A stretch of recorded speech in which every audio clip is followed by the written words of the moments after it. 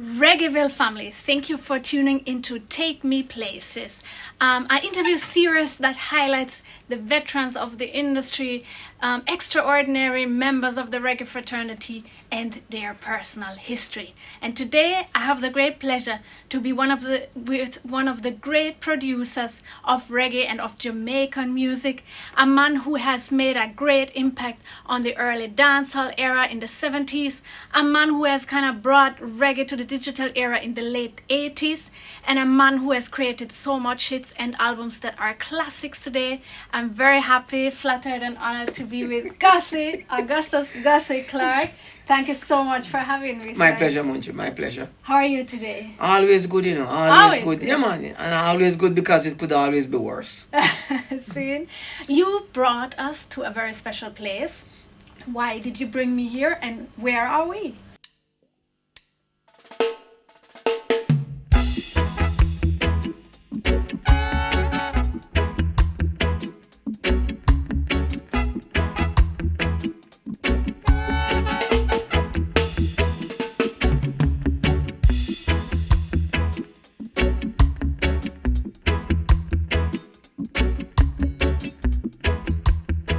Well, we are at Anchor Recording Studios in Kingston, Jamaica, which is the largest recording facility.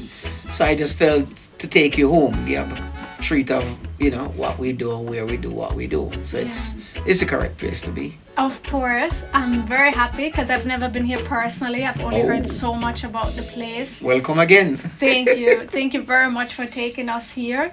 In Kingston, Jamaica, on Church Street. This is where you grew up. And this 81.5 Church Street. Exactly. And this is where your musical career also started. Tell me a bit about your childhood and what role music played in that. Well, normally or instinctively, I'm a creative thinker. I am never complacent with anything. So, I mean, we started with a little sound system, GUSSIE Hi-Fi, then we started importing and exporting records. So I had the connection to all the players who were making music. And in those days, you know, downtown was pretty much the hub of music, tipper and sound and the sound system. So culturally, it was a part of our everyday life.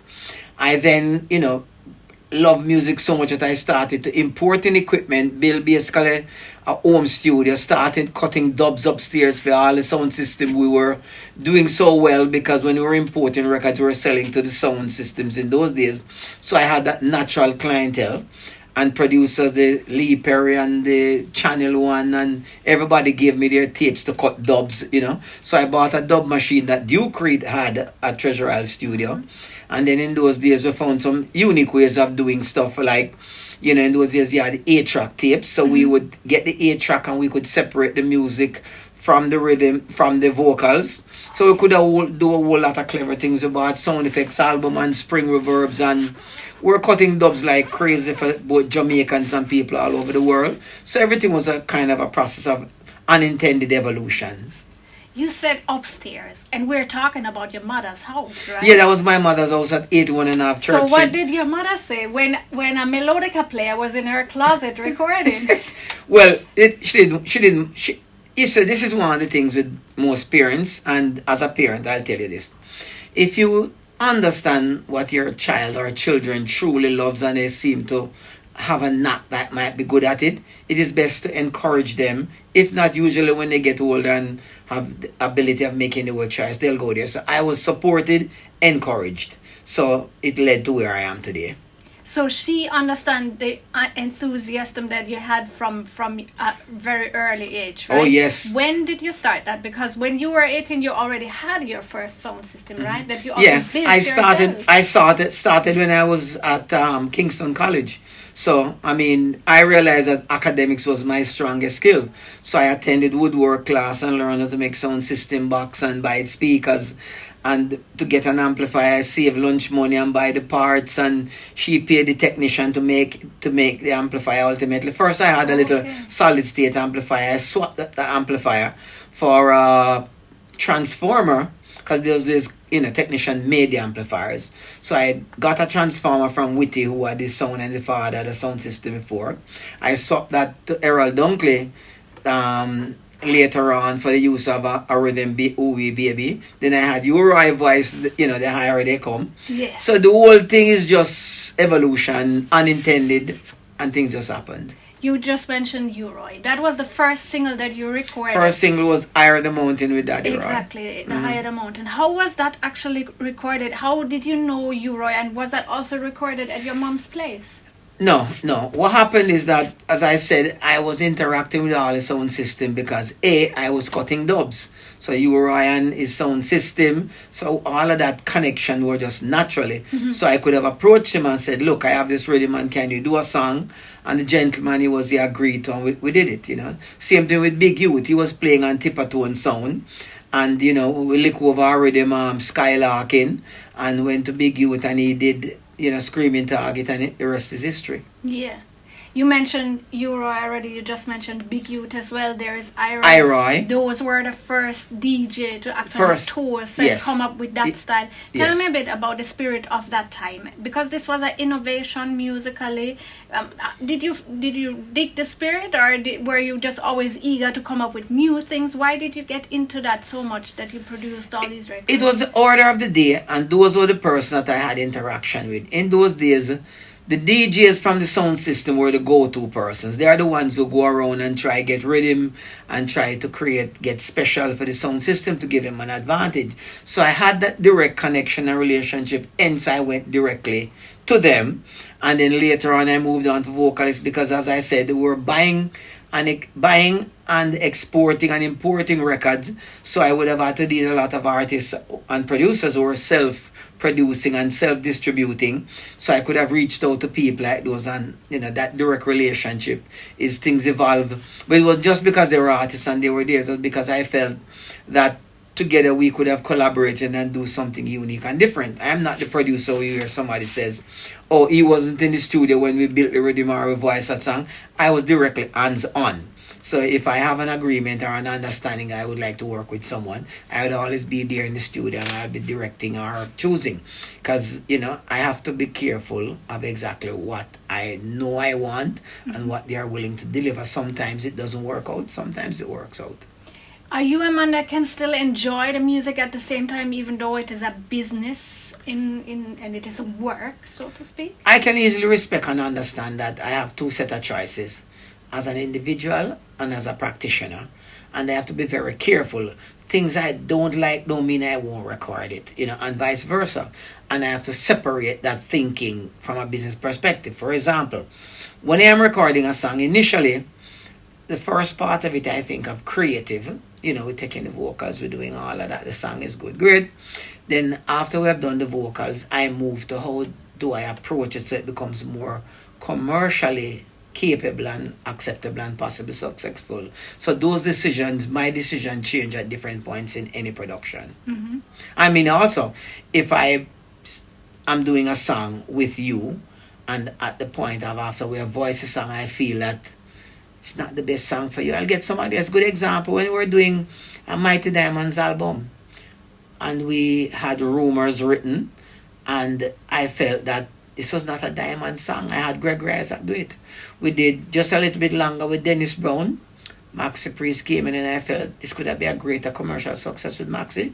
As a producer, it is my right and I make these choices of what is best for the song. That's my first thinking, What is best for this song, not what is best for the singer. Because not every singer can interpret a song the way how sometimes I would like it to be or how someone else would like it. But I do have that right and I make that choice. And you mentioned Gregory Isaacs. That is a name that is associated with you a lot.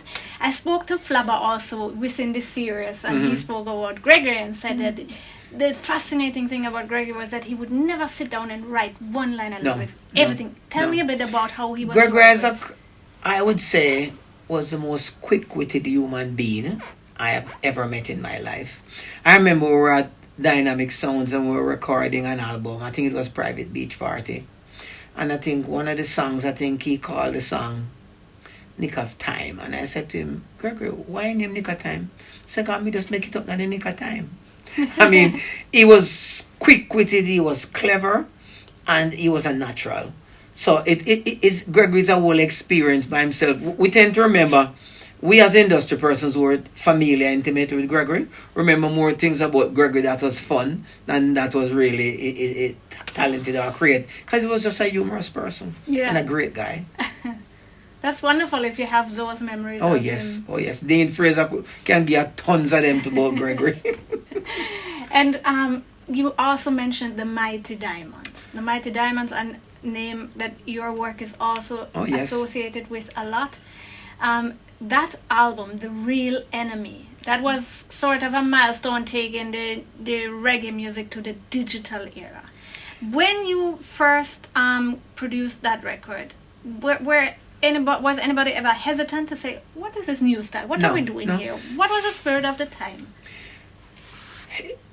It was not any intent to do any technical shift or dynamic change or anything. Things just flow. I mean, one of the things that made a difference with me, or the things I did then versus others, was that in Jamaica at the time, basically there was one brand of equipment they were called MCI. And I believe that part of my whole thinking or reasoning is that anybody can do anything you and I will do, but you and I will do it differently, and difference is what brings success and failure. So when I decided that I need to build my own studio, although we didn't have a space to build a studio, we turned a bathroom into a vocal booth, and it's a whole lot of configuring, but we were up for it. And what happened is that I believe, why do I need to buy everything everybody has? There are other new equipment out there. So I basically paid them. Dynamics was the agent for MCI in Jamaica, Dynamic Sounds. So I went outside, I went to the UK and found other brands of equipment, and that changed the sound automatically, because everything was the same by everybody, either something from 30 years ago or it had to be MCI. I felt, there were other options, and I went for it, and that in itself had a serious value and a change to a whole lot of things that we might have been associated with. So it was coincidental. It wasn't deliberate. We're going to change the sound or here's what we're going to do. No. And I mean, the thing why people were receptive, the songs were of great quality as songs. So people listen to the songs and enjoy the songs. So it was not a matter of listening to the song. The songs were just good and everybody enjoyed them. Even today they have been played and they don't sound as outdated as some stuff. And you mentioned being different, buying different equipment. Were people ever in doubt when you came up with new concepts, new ideas, or things moving forward? People, as Jamaicans, we are extremely creative and people expect and love new things. So, people just played catch up and then the whole thing evolved. There's no rejection or anything. I mean, if people had their own studios and they were using stuff, I don't know what their personal feeling was, but everything changed and time changes, technology changes, sound changes, everything changed. So he who can accept change, stay where you are and you're good. And do you think that this is also what a lot of artists especially appreciated about working with you?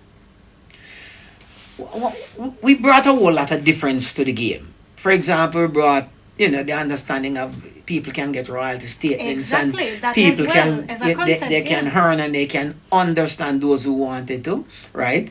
And probably 70% of the songs that we had a whole lot of people sing, they weren't the writers. We brought in a team of writers and we created stuff for people. They don't even know what they were going to sing until, we say, here's a song. We made demos and give it to everybody. I mean, when we wrote Telephone Love for JC Lodge, she was not all that receptive. She was negative to it.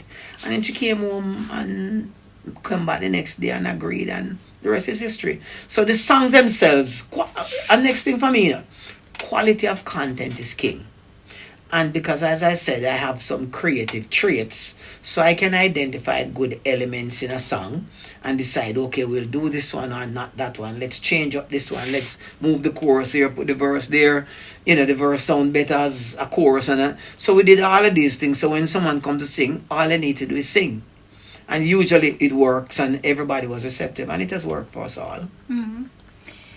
Especially these days when we're talking about the Mighty Diamonds. Those are very sad days because just recently Tabby and then Bonnie passed away. Yeah. How did these news reach you? When I woke up in the morning after the death of Tabby, I got it on social media, and then I called Judge and he confirmed it. And then, you know, I heard Bunny's issue days after. And then I confirmed it with his daughter, and it was, I don't think the industry has recovered yet. Because, I mean, Tabby was such a wonderful soul. Tabby was a lamb. Tabby was armless. Tabby just loved to sing. So we couldn't even understand until, you know, all kind of stuff floating around. But, I mean, to me, the Diamonds are forever. You know, I mean, they have formed an integral part of my career and journey within this industry. And for me, I say thanks to the Mighty Diamonds for giving me the opportunity. They could have said no when we did multiple things. What is weird, you know, is about 3 months ago, I approached them of doing a new project. And they all agreed. We have all the songs written, set, structured.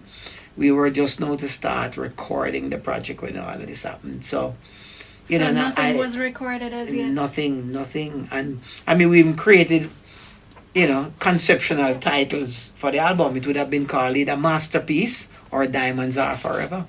So, I mean, you know, and the only reason for me doing it is I know that they still sounded great. They still had talent. They still was a powerful group. Yeah. So I just felt that the chemistry and the magic of us that we have enjoyed and the success over the years, we still could have brought it back. And the songs were great songs, you know. They loved them all. There was no objection with any song whatsoever. Just one of them things, you know. Yeah, that's even worse to hear that this was already set and laid, and then whatever. Jah knows best. Yeah, even if we don't understand. Yeah. But you mentioned chemistry and you mentioned magic. How important is a personal vibe in the studio when you're working? Extremely. I mean, as Jamaicans, one of the things I've learned, if you put a set of Jamaicans in a room to do something today and everybody's in a good and great spirit, it works. If you put the same set of people tomorrow in the same studio, same space, and the vibe is not good, you can hear it. There are fundamental differences. So the spirit and the camaraderie and the vibe, it is good and important. It is extremely, it has an unseen value, but it materializes and works itself out. That's amazing to hear, you know, because this is hardly put in works. People always mentioning the equipment and the instrument and this and that. But the camaraderie and relationship, the vibe is important. So what message do you have for young producers out here? Because a lot of people look up to you, and you have been in the business for decades. Mm-hmm. You have always stayed relevant. You have always innovated and stuff. Mm-hmm. What is your message to young people that want to achieve something in the business? Well, first of all, you need to love what you're doing or going to do, firstly. The money is important, but if it can't be the primary factor, and for example, one of the stupidest thing I've repeated this a couple times I've heard some artists, for example, a little man, doesn't matter who is, known or unknown, would write a song and approach an artist and say, I have a song that I think would be great. And any artist who, without listening to the song, says, me not sing people tune, you know, me among my tune and me write because I'm a publisher, is the stupidest statement. For example, why it's stupid? You have not even listened to the song. A song make it, a singer don't make a song. This is why you have one hit wonders, because the songs are so great. So you need to give it an opportunity, and this is only a Jamaican concept. In the real world, every major artist wants to find the best song to sing. So when you want to say you don't sing nobody's song because you are not the writer, crap, rubbish, stupidness. It shows a lack of depth and thinking and understanding. A lack of understanding how it works in the real world. Because for me, you want the best song, it doesn't matter who write it, you know. Because one song can turn your career, your life around. Whether you're an artist, producer, or whoever, engineer, one song can change the whole dynamics of your life. So would you say the other way around, producers don't be frustrated if you come up with a song and things not working out immediately after being it on a long run? Look, I can't play a note or knowing a note wrong or right, but I know what I want. I don't know what I'm looking for in most cases, but when I find it, I know. But there are so much great technical persons who are involved. I use vocal supervisors, the Mikey Bennett, the Dean Frasers, to make sure people are singing correctly. I use great keyboard players who understand everything, they'll do it right. So I choose a pool of talent. Jamaica's greatest era of innovation arose from collaboration. When you had multiple peoples working together, putting all these ideas together and coming with a great thing. What is happening now in too many cases, what I call the me factor. A guy wants to say, my studio, me mix it, me record it, me are the artist, me are the manager, me this, me that. It gets you nowhere. It has not created any innovation. And I said, if after 30 years after his death, Bob Marley is still selling more records than nearly every Jamaican combined together, something is wrong now. That was right there. We probably need to go back and look to understand. One of the unique thing I recognize, people's working and collaborating together, innovations created and came out, you know. It's not this one man thing and brag and boast and show off and no, sir. Nah, waste of time. So teamwork make the dream work. And never forget those who contributed to it. You know, in other words, success is much more than talent. It is teamwork. And when the team work, never be ungrateful to the team that worked. True, right. And we have one of those great team players from Team Reggae right here. Gussie, I thank you so much for sharing your history with us, sharing your spirit, your work ethics. I really appreciate it. So for the years to come still, I wish you all the very best and thanks for sharing with us. I thank you too, and there's more to come. Don't worry about it, yeah, all right? Yeah, man, I don't worry. I'm sure about that. Thank you. Innovations. Thank you. Okay, bye.